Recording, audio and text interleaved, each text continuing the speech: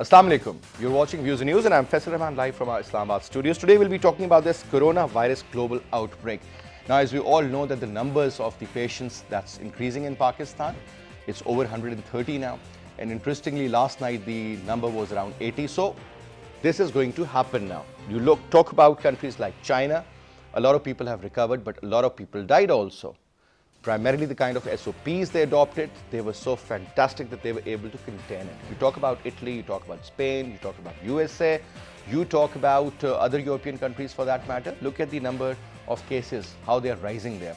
Unfortunately, when it comes to Pakistan, obviously we always depend that whenever there is something, whether it's a natural disaster in the form of a flood or an earthquake, the army is going to look after the affairs. But the point is, in this case, army cannot do anything. It is up to us to fight this menace. Now, keep your hands clean, use hand sanitizers, wear a mask. This is the general SOP. I fail to understand why a lot of people, even in the government of Pakistan, still insist that masks are not important. Why is this shortage everywhere? That is the important question. What sort of a mask could be used? N95, that's not available. Even if it is available, look at the price. Look at the price of the hand sanitizers. Anything which was around for 200 rupees, now it's being sold at 2,000 rupees practically. 10 times more. This is the unfortunate part. One has to take certain precautions. You talk about Las Vegas, the entire strip. If you've been there or if you understand about the economy and the system out there, it's closed, it's shut down. You talk about Ireland, you talk about pharmacies, they have lines and lines of people out there. So obviously there is a panic. This is something which is very natural. You talk about other countries, they have adopted certain SOPs. Unnecessary travel should be banned. You talk about cricket matches, one day we saw this entire stadium full of people, the next day there was not even one. Is that the SOP you need to adopt or undertake for that matter? That is a very big question now. What do we need to do? Because the quarantine time, or if somebody is a carrier, he might not show these symptoms. But at a certain stage, if that person is diagnosed with coronavirus, God knows how many other people got affected because of him or her for that matter. And it is not a disease for a poor person or a rich person. It's equally diffuse everywhere.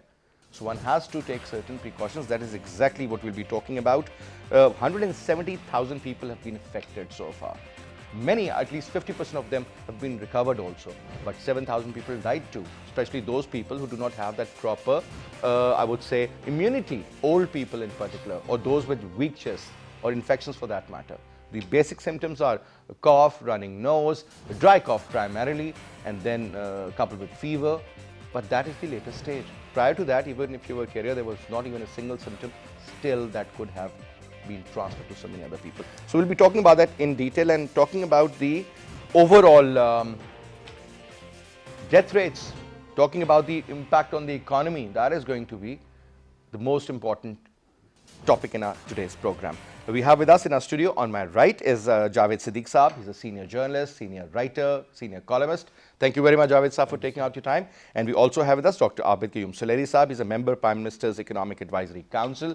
Is also is a senior economist in Pakistan. Thank you very much, sir, for your time as well. And we have with us Dr. Mumtaz Ali Khan Saab on the telephone line. He's a senior scientific officer of National Institute of Health.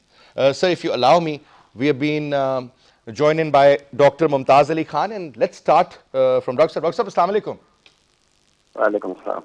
Dr. Saab, thank you very much for taking out the time and talking to PTV World. Now, sir, what's the current update? According to the advisor to the Prime Minister on health, Dr. Zafar Mirza, I mean, everything seems to be under control. You don't need to wear masks and people are just panicking. This is what his take is, sir. Do you agree with him? Yeah, the mask is only needed for the person who is caring for the patient and for the person who is himself patient. So the patient has to wear because he is supposed to not to spread the droplets. So that's why he needs the mask. And if I am caring for a patient, I need a mask to protect myself. Otherwise, we don't have this in the community right now and don't have sustained community transmission. So we are not required to wear masks. Okay. But sir, talking about the prices and the availability of certain products which are mandatory for the precautions, for example, these surgical masks or N95s or hand sanitizers. Sir, have you noticed that the price, it has just jumped like anything, sir, during the past week or so? Anything which was for 10 rupees is now being sold at 70, 80 rupees. Yeah. This is not only in Pakistan, but it's the issue of the whole world. You cannot find any mask in the big stores of the USA right now. And that's the reason that we are facing now at Pakistan, and still the government is trying to control the prices, but it's not fully in the hands of the government. Next question for you, sir. What sort of precautionary measure a normal average person like me needs to undertake, sir? Because when you talk about the advisor to the PM on health, sir, a lot of statements he gave, I mean, that doesn't make sense, to be very honest. Because he says that everything is fine, this is just a normal, virus. But look at the death toll, the whole world is panicking. And in Pakistan, I mean, whatever is happening is right in front of you, sir. Why shouldn't we panic? Yeah. I mean, everybody loves their life. Yeah, of course, everybody has the right to live and right to protect themselves. The simple thing which can protect us from this deadly disease is cleanliness. We should wash our hands. We should keep a distance from the ill person. And if I am ill, I should be staying at home and not going to gathering. And regarding the deaths, the data shows that only 3.5% deaths are there. 80% people are recovering automatically because this is self-limiting disease. There is no proper treatment. And 80% people have low symptoms, mild symptoms like flu, cough, and fever. Mm-hmm. So there is nothing to panic. This is you are right that there are deaths around the globe, but that is occurred mostly in diabetics, in heart patients, and old age, and the person who is already in low immunity. Sir, and the number of cases that are reported, obviously that's not the right figure. This is what I personally believe, and I'm sure you'll agree. I mean, for the time being, just think that you're not somebody from the government. I mean, just as a doctor, as a Pakistani, tell us, sir, that this is going to multiply, right? Right now, we have 14 deaths in the country that are capable of testing this virus. 14 deaths? And we have that's what you said, sir? 14 deaths. Quarantine labs. Okay, I thought you were saying deaths. No. Across the country, we have 14 biosafety level 3 labs which are allowed to conduct this test. And they are conducting. So I think there is nothing to hide. 96 or 94 positive patients, and all are admitted in the hospital except 1 or 2, and we don't have any deaths so far. Okay. Thank you very much, Dr. Mumtaz. Welcome. Welcome. Thank you. Now, Dr. Saab says, don't need to panic, everything is fine, is under control. These are the people who've been reported sick, and they are either in the quarantine or self-isolation or in the hospitals. But Javed Saab, the point is that, as they say, der aaye but durust aaye. These kind of measures should have been taken much earlier, sir. Of course. We delayed. The government's action to combat this coronavirus or COVID-19 is very belated one. And I think the realization dawned upon the government people and the policymakers very late in the day. And they should have taken these precautionary measures much earlier. And particularly, we should have learned lessons from China, where this whole thing originated, started, this coronavirus first hit the people in China, Wuhan city. Yes. And they took very, very stringent measures to check the spread of this fatal disease. The whole city was under quarantine, It was locked down and quarantined. And our students, Pakistani students are there, and they are being taken care of, and all of them are in very good health. So we should have learned lessons from China. And one big lesson that we can learn from China is that the outbreak of this disease, COVID-19, started from China, and China handled it so well. They addressed this issue so well. And the world should now learn lessons from Chinese experience, that how they handled it. And I think the government of Pakistan should have taken measures earlier, but obviously, as you have said, that they have now taken these measures, and I think they should be strictly adhered to by the people in Pakistan. I think the Sindh province took a lead when they started screening people who were coming from Iran, the religious tourists who had gone to Iran and were coming back. and many of them were infected with this disease. And they took a step, the Balochistan government and federal government also was involved in that, and the screening started. But I think... But sir, screening is just a filter primarily. It I is. mean, I saw that little machine, you know, which you keep it here and then you get to know that what sort of a temperature. For example, if somebody is taken aspirin in the plane, that is just one parameter to judge. I mean, that is something which comes at a very later stage. Now, somebody could be a carrier, he might not have fever, might not have cough, I think or running nose for that now matter. the government has imported these kits which are capable of detecting the symptoms of disease in a person. So I think now the government is taking measures, and I think they are taking measures very quickly. Hopefully that we are able to handle this issue, address this issue. But what needs to be done is to create awareness of this disease, what impact it could have on us as human beings and socially.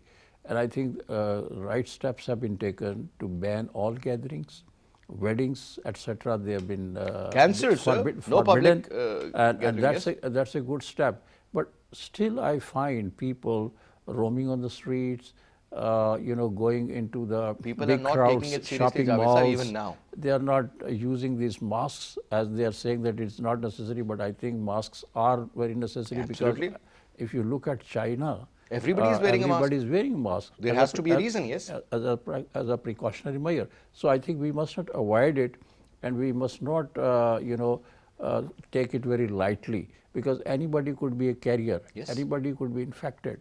So we must not be a danger to other fellows, other citizens. So we must be very careful and cautious, and I think the government must take measures to spread this message and to create awareness as to how fatal and killing this disease could be. All right.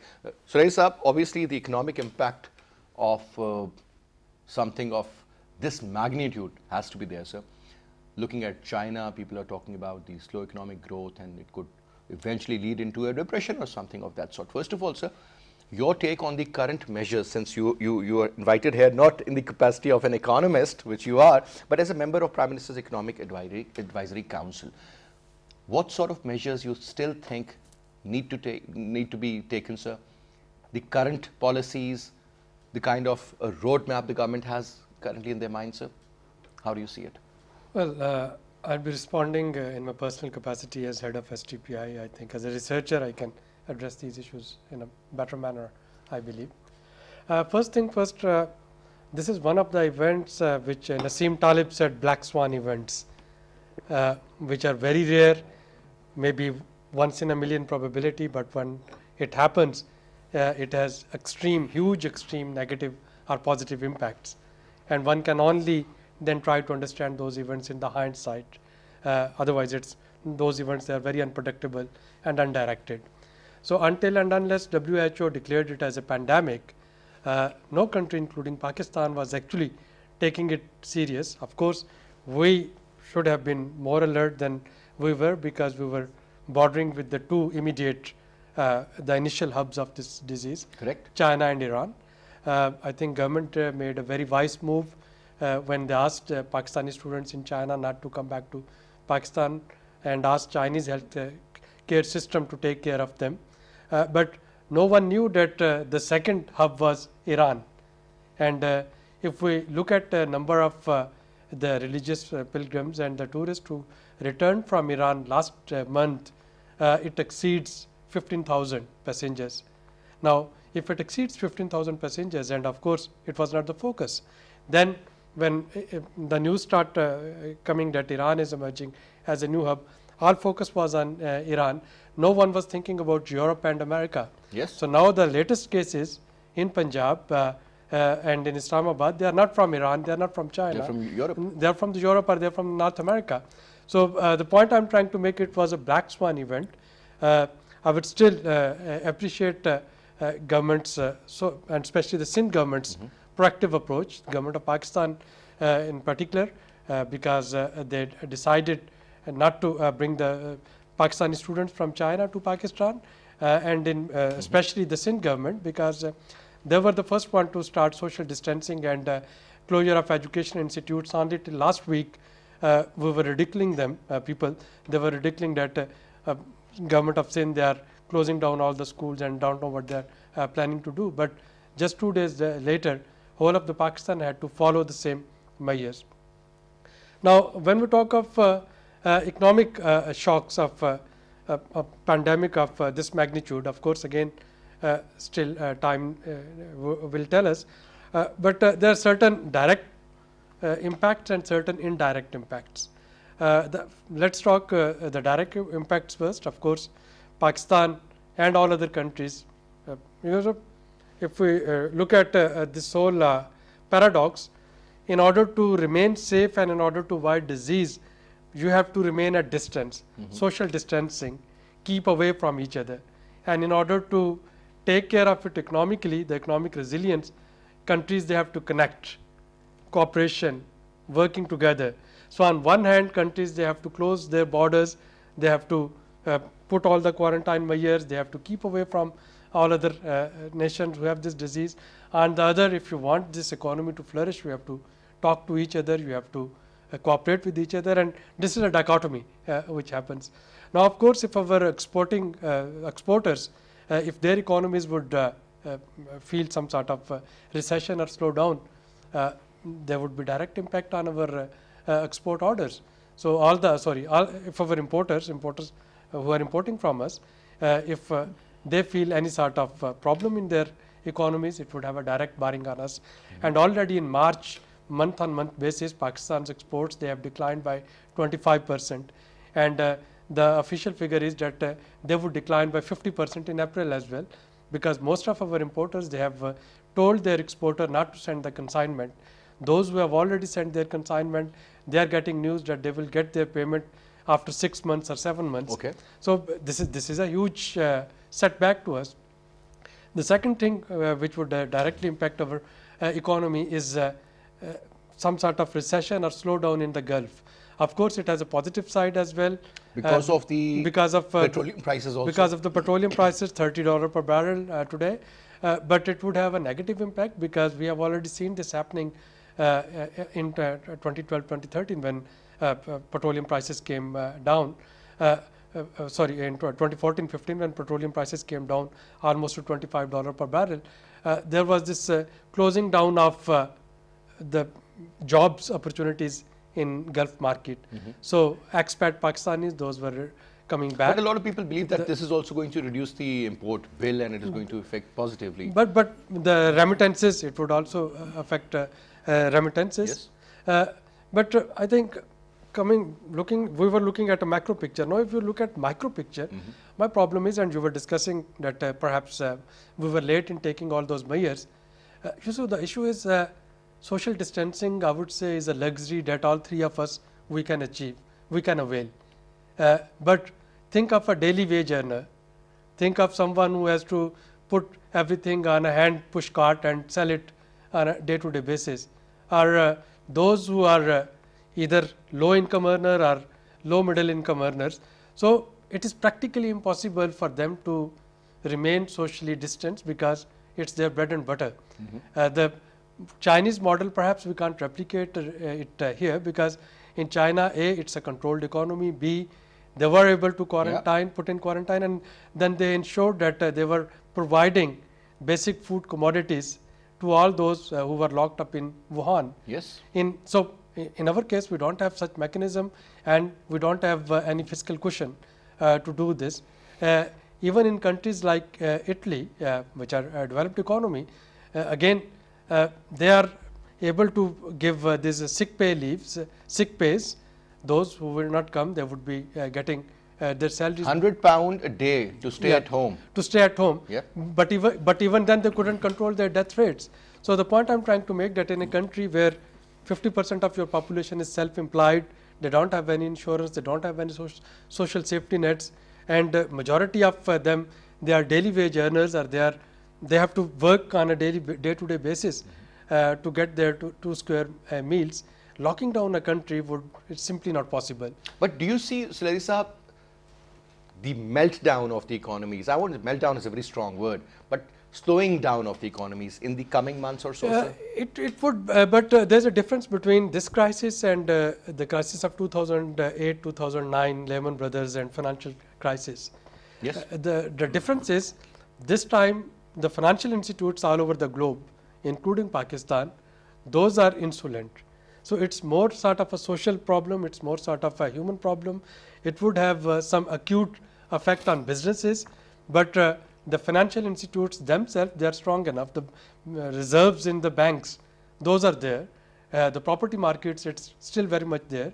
So it's not like the financial crisis of 2008, 2009, Okay. where the equity markets, they came down by 59%. Now the equity markets, they are coming down by 15%, 10 to 15%. But it was 59% back in 2008, 2009, when the businesses, they were filing bankruptcy, business after business. This time, yes, there would be certain business who would get affected, especially tourism sector, aviation sector, hospitality secters. So those are the I was reading an article, sir, and interestingly, I also mentioned that in my previous program, that about a week ago, now it must be more at the moment, $47 billion a month tourism, out of which $30 billion was only for the airlines. I mean, there are hardly anybody who's traveling. Look at what Emirates has done, Etihad, what they have done. I mean, they've shut down so many flights. They've sent their crews on holidays. But Javed Saab, obviously a country like Pakistan, primarily what I believe in, that the older people are getting more affected, those with less resistance against this. Smokers for that matter. Even children are getting sick, but children, they have this immunity pretty high as compared to old. But sir, primarily, don't you think that the role of media, I'm not saying that they should create panic, but at least they should create awareness and educate the people, educate the public. And PTV, when it comes to Pakistan television, which has an access to almost every single person in Pakistan, what should be the role now, sir? I think you're right, because media can play a very significant role in creating awareness about the impact of this coronavirus, this disease, which is fast spreading throughout the world. Almost 154 countries have been affected by it. So it's a huge impact. So I think the media at large, not only the PTV, but the private channels, even the print media, and even social media could be used to create this awareness among the common people. And I think life is very dear to every person. And when he or she is convinced that she could be hit by this virus and could lose life, I think people will start taking measures. And yes, media can play a very, very significant role. Already people have started writing about it. I've seen some private channels, giving messages, spreading public this service message, messages, public service message, creating awareness among people as to keep their hands clean and keep their environment clean, and also taking measures to protect themselves against this disease. But obviously, as the literacy rate is not very high in our country, and also the people are not basically inured to this kind of situations.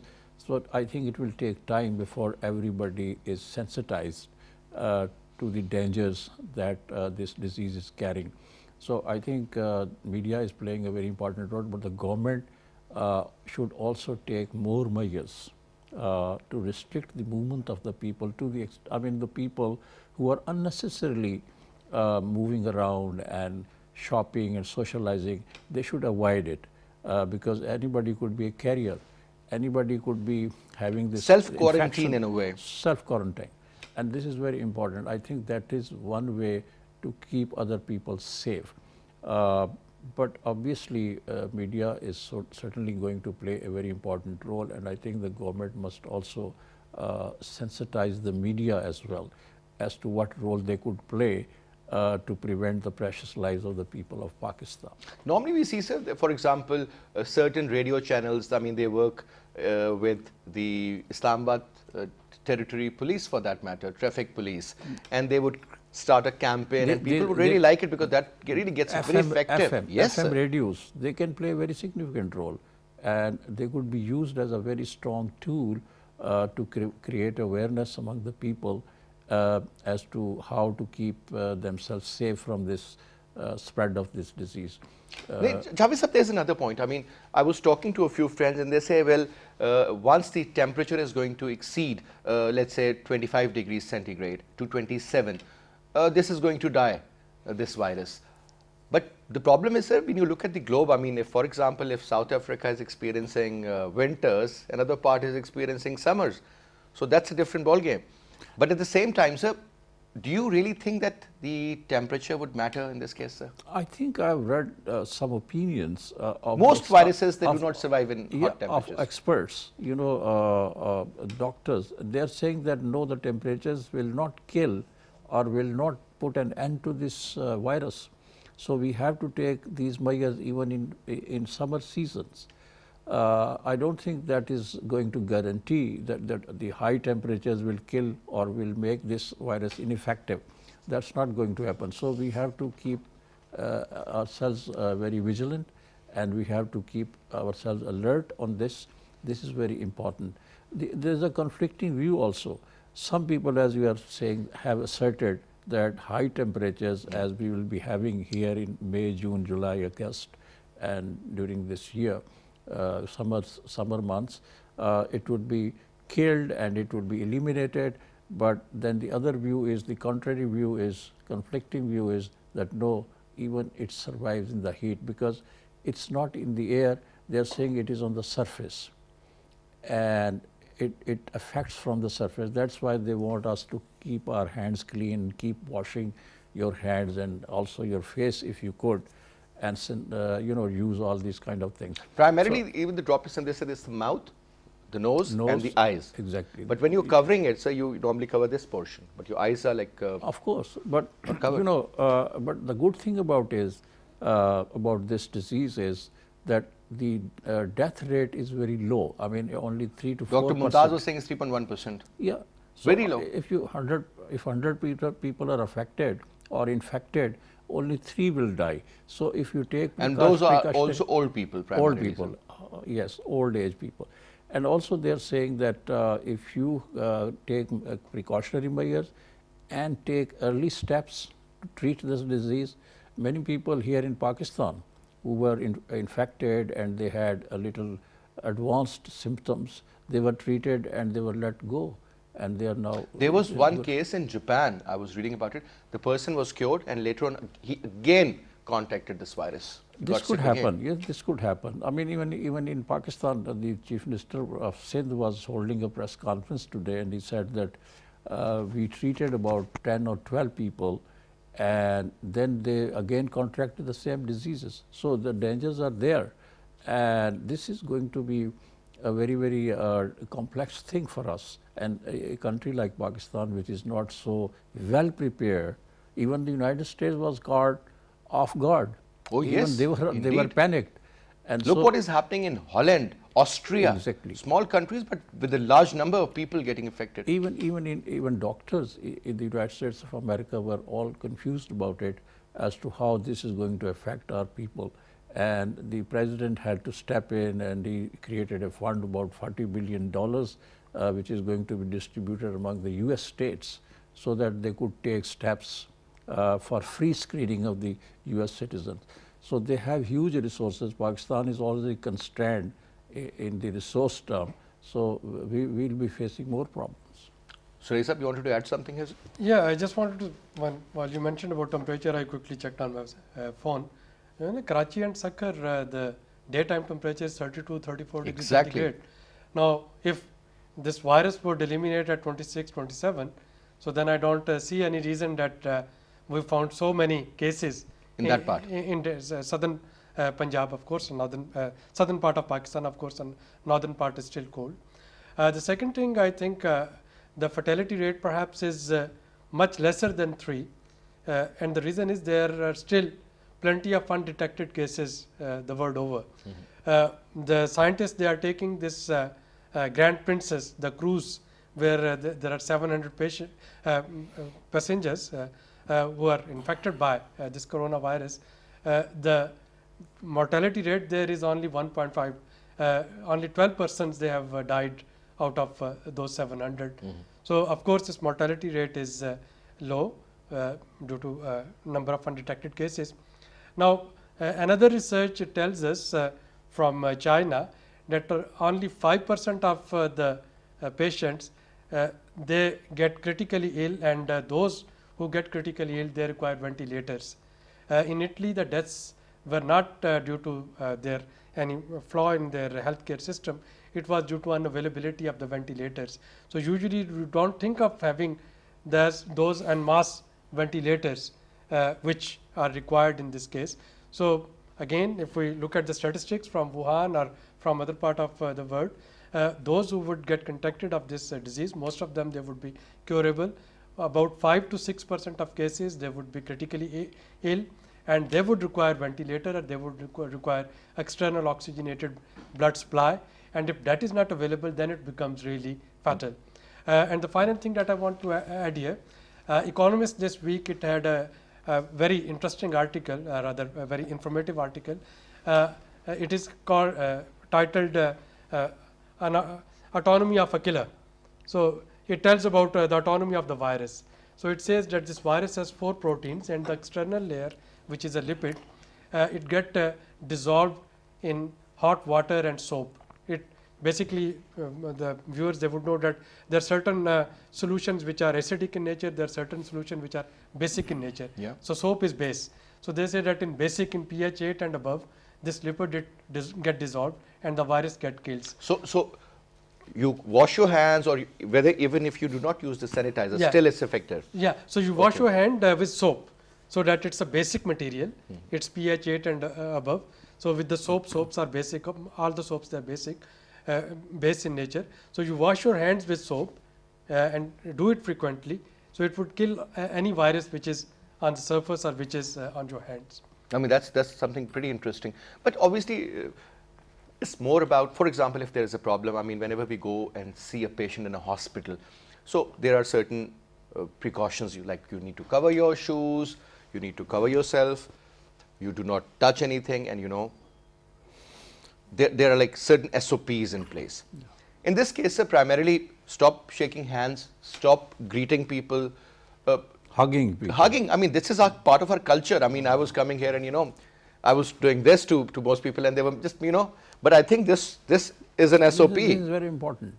The government has taken I think some measures, and one of them is that they are not allowing people, the relatives of a person, if he is going abroad, a dozen people will go to see him off at the airport. They have allowed only one person to see off any passenger who is going abroad from Pakistan, and they have earmarked 3 airports for international flights. That's Islamabad, Lahore and Karachi. Exactly. So that's a good measure. So I think these kind of measures are required, and also socially, as you said, that handshake is very common and very important, and even a religion also urges people to shake hands. So we have to avoid it, but it takes time before you actually start practicing it. So I totally agree with you. Javed sir, surprisingly, I mean, when you look at the pictures, for example, there were a couple of videos on the social media, and they were showing Haram was pretty empty. Obviously, that is one place. God forbid, if virus if somebody gets exposed there, it's going to go everywhere. I think Saudi Arabia had taken steps, very effective steps, yes, very quickly. Although there was criticism as to why they have banned the worshippers to go into Kaaba and not worship there as because in Iran, most of the pilgrims who went there, and they brought in the virus in Pakistan. Similarly, in Masjid al-Nabawi, the Prophet's mosque, people were not allowed to go there en masse and offer prayers. And all. Exactly. The Saudi Ulama Council, that's Council of Scholars, they issued a decree that anybody who is found infected by this virus, coronavirus, will not come to the mosque to offer prayers. He has to offer his prayers at his home. So these are the strong measures that the Saudi government has taken, although some religious people here in Pakistan and elsewhere are criticizing them, but these are very important measures to keep the population safe. So I think hats off to the Saudi government, although it is being criticized by some of the people, but they have taken very stringent measures to check the general population from being infected by this coronavirus. Now, Saeed, certain measures, good enough. Schools closed, great. Weddings, they have been called off. Any gatherings, any sort of a seminar where you will find. But sir, there are still a lot of things going. For example, you cannot hold a wedding in a marriage hall or a marquee for that matter, in a hotel, but at the homes, people are still doing it. I mean, that's the most unfortunate. Do you think, I mean, certain strict measures? I was telling Javed Sahab about a family in Islamabad. One of the lady, because they were having, you know, in our culture, we have got so many mayos and then the mehndi and the barat and everything. So there was this woman who was infected. Her husband is also infected. Both are admitted in PIMS. And because most of those people, I mean, who were dancing there on the mehendis and everything, they must have gotten exposed. A lot of families are under self-quarantine. I don't want to take the name, Javed Sahab, you know. But this is the kind of measure. And interestingly, it's not on their own wish or will. The department came in and said, hold on, how many people were in contact with this person? Tuck, tuck, tuck, tuck, names registered, self-quarantine, home, or self-isolation as you call it. Sir? Faisal, another characteristic of this virus is it exponentially doubles after every 5 to 6 days. So, number was 13 in Pakistan 4 or 5 days ago. Today they have crossed 100 something, and God forbid, but it would keep on multiplying exponentially. Now, I think that as the numbers they are increasing, people, those who were not taking it very serious, they would also start taking it serious. So, government, I think they issued SOPs, they did whatever they could, but now people, they would also get scared. My worry is not about self-isolation, my worry is about another issue that I wanted to raise through your program, that is panic buying. Consumers, they shouldn't enter in any panic buying, because the moment they would go for panic buying of food commodities, they would provide an incentive to holders to hold it. We have already seen what has happened to the masks and to the sanitizers and to some other things.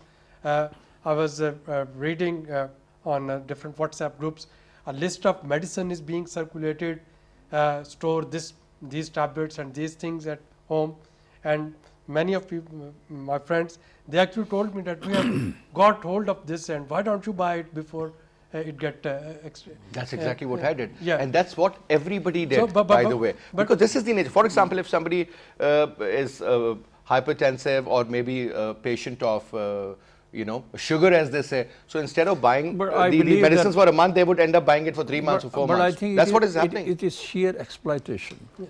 And it is done in our country so frequently. And only, you know, this sugar and atta crisis that emerged a few weeks back. Yes, sir. So, you know, that's a very, very negative trend in our society. That needs to be curbed. Ramadan al-Mubarak is coming, only a few weeks away. And we have seen and observed that even in Ramadan al-Mubarak, which is a holy month and which teaches us to be very, very tolerant and compassionate, the people in Pakistan always raise the prices. They create shortages of the commodities, essential commodities, absolutely, to make more absolutely. money. But in the Islamic world in general, it's the other way around. It's the other way around. Yes. So I think we need to curb this trend, and this is a very, very negative and nihilistic trend which needs to be checked and curbed. And I think the government also should take strong measures to punish and penalize those people who are actually encouraging this kind of tendencies. You just mentioned about Ramadan, sir, and again, Taraweehs for that matter. I mean, there is it's a gathering basically in a mosque where you go and you stay there for about 2 hours, sometimes 1.5 hours, you know, depends. Now, sir, in Saudi Arabia, they have said that, you know, the Jummah prayer should not exceed more than 15 minutes. Exactly. And so the case. So that is I something think also. Our ulamas and scholars should also step in here, and they should tell the people and urge them not to be there in big gatherings on the Taraweeh, to offer these Taraweeh prayers. because Tarawih prayer is not considered to be as essential as this farz namaz. It's not a farz, yeah. Yeah. So, but still, sir, normally, Javed Sahab, in Ramazan, I mean, in particular, those who do not go to the mosque to offer prayers, I mean, they even in Ramazan they would go. So the overall trend is a lot, especially men. I mean, they always go, and I've seen even young kids, you know, accompanying their parents and being in the mosque. Now, that is something you said. Not only, I mean, government can do to a certain level, but scholars can do to a certain level, but I think it's us. We need to take those certain measures, as you mentioned. Wash your hands. Keep your hands clean, stop shaking hands, keep a distance from another person. If you find that, you know, there is something wrong, maybe there is a wear the mask. Sore throat. Exactly, precautions. Wear the mask. That is the only way. But gentlemen, thank you very much for your participation in the show. Thank you very much, Raisa. It was a pleasure having you. And that's all we have for this hour. I'll see you again tomorrow at 8. Till then, you take good care. Khuda Hafiz.